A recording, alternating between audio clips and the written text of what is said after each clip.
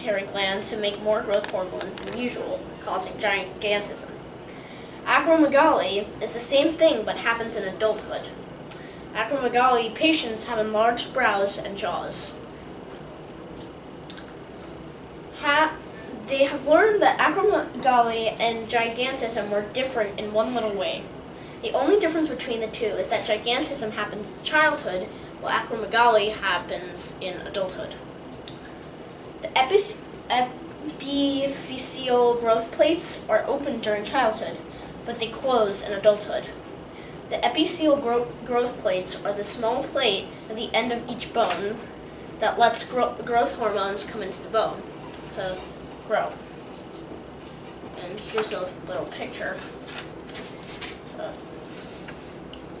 Right here, it's basically the little bone with growth. But the signs and symptoms is not just extreme growth, but excessive sweating, delayed puberty, deafness, headaches, large feet or enlarged hands, fingers, toes, and heads. Coarse skin, a deep voice. They may have enlarged internal organs such as the heart, kidney, and brain, and tongue.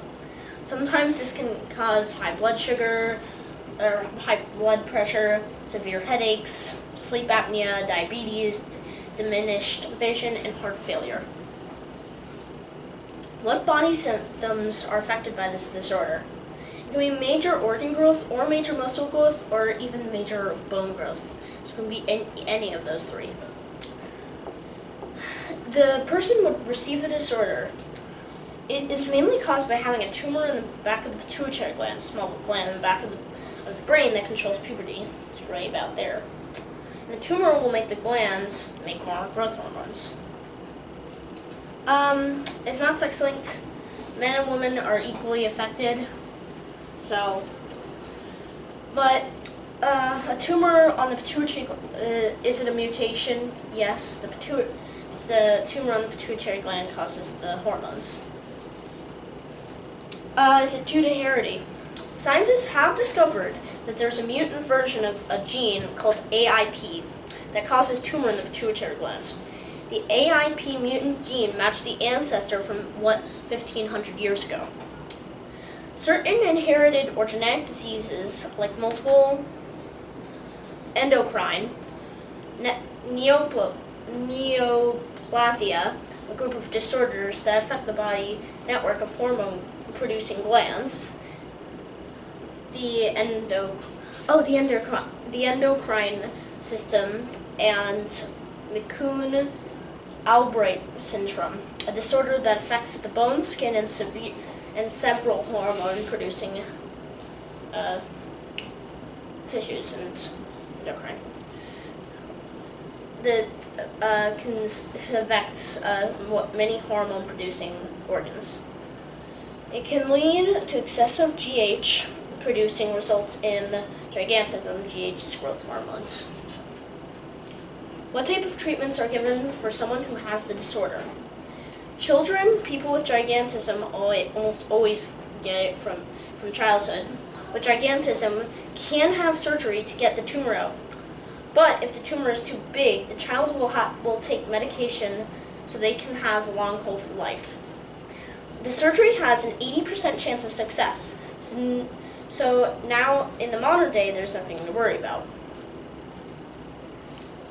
It's diagnosed through a blood test to see if there's excess GH, MRI, magnetic resonance imaging, to see if the tumor is in the pituitary gland, CT scan, computer tomography, imaging by sections or sectioning, through the use of any kind of penetrating wave scan to check for other tumors on glands secreting GH.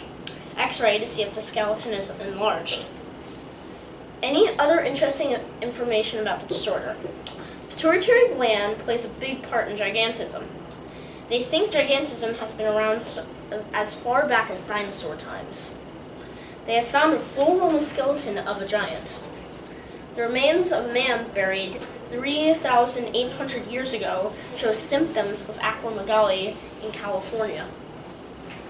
Famous people with gigantism and acromegaly are Andre the Giant, Rene Rusanov, actor and wrestler, and he was at 7'4".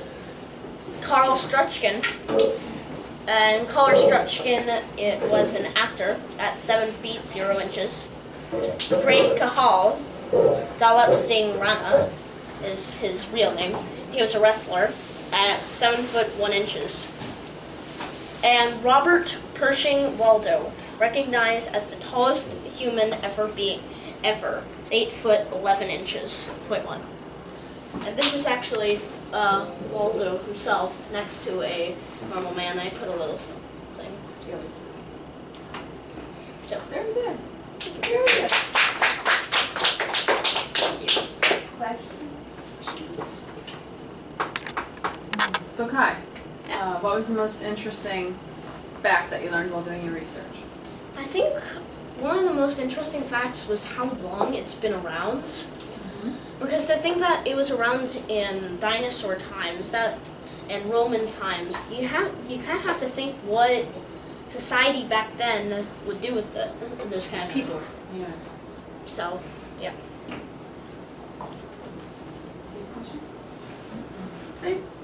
It's interesting that you touch on the social aspect of it, because even during medieval times and even maybe 100 years ago, what would have happened to these people?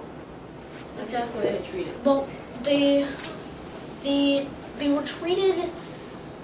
They weren't really treated, as I know of, because giants back then there was no MRI to see about a tumor, but as I said about I think Marie Curie did the 2 autopsies, and that was as close as they could get to know that there's a tumor on the pituitary gland. But in Roman times, I mean, they couldn't really think of that. So there was no real way to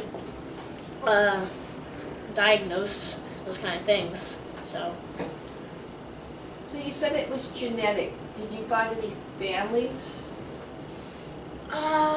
there was a family, but it did not give the exact name of the family. Okay. But they did have the ancestor from 1,500 years ago that had the disease, and they think it may be genetically linked. Do you know of any current living people with this disorder?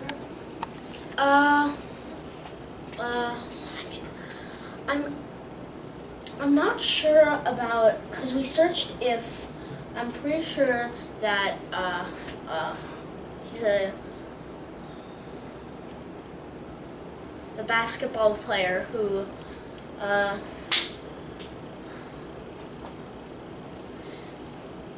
his name was That's fine if you don't. It's yours to remember his name.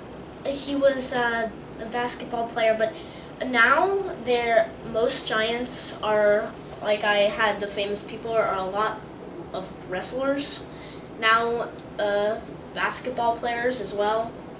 But so, yeah. Thank you.